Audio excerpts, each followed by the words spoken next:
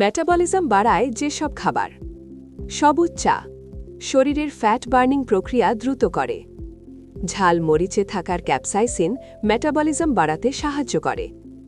Protein সমৃদ্ধ ডিম হজমে বেশি শক্তি খরচ করে। 2. ইয়োগার্ট হজম শক্তি ও গাট হেলথ উন্নত করে।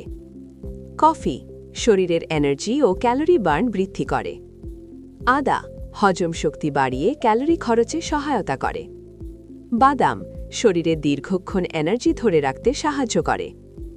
আপেল ফাইবার সমৃদ্ধ হওয়ায় হজম প্রক্রিয়া সক্রিয় রাখে।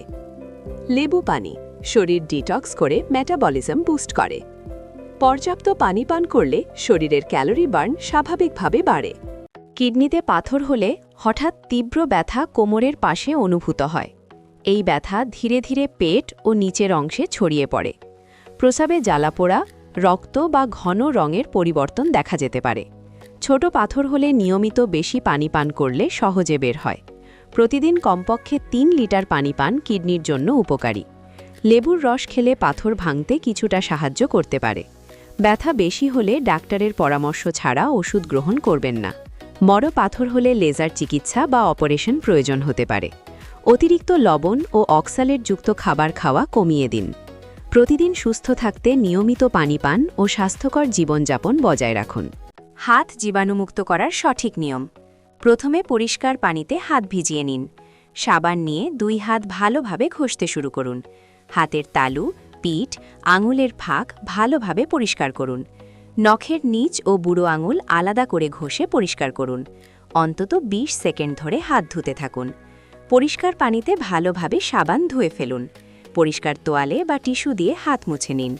বাইরে থাকলে হ্যান্ড স্যানিটাইজার ব্যবহার করতে পারেন। খাওয়া আগে ও টয়লেট ব্যবহারের পর অবশ্যই হাত ধুতে হবে। অসুস্থতা থেকে বাঁচতে নিয়মিত হাত পরিষ্কার রাখুন। ডায়াবেটিস কেন হয়? শরীরে ইনসুলিনের ঘাটতি হলে রক্তে চিনি জমে যায়। অতিরিক্ত মিষ্টি ও কার্বোহাইড্রেট খাওয়ার অভ্যাস ঝুঁকি বাড়ায়।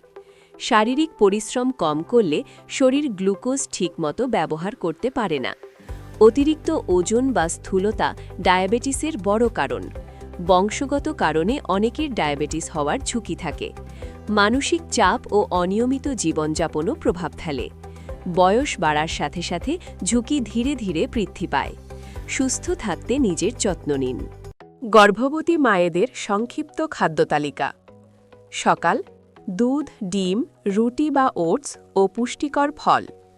সকাল 11টা মৌসুমি ফল, বাদাম ও নারকেলের পানি। দুপুর ভাত, ডাল, শাকসবজি, মাছ বা মুরগি ও সালাদ। বিকেল দুধ বা দই, সাথে মুড়ি বা সেদ্ধ ডিম। রাত ভাত বা রুটি, সবজি, মাছ বা মুরগি ও সালাদ। ঘুমানোর আগে 1 গ্লাস গরম দুধ। পরামর্শ: প্রচুর পানি পান করুন প্রতিদিন। কম তেল ও ঝালযুক্ত খাবার খান। চা, কফি সীমিত পরিমাণে গ্রহণ করুন। কাঁচা বা অস্বাস্থ্যকর খাবার এড়িয়ে চলুন। নিয়মিত পুষ্টিকর খাবার গ্রহণ নিশ্চিত করুন।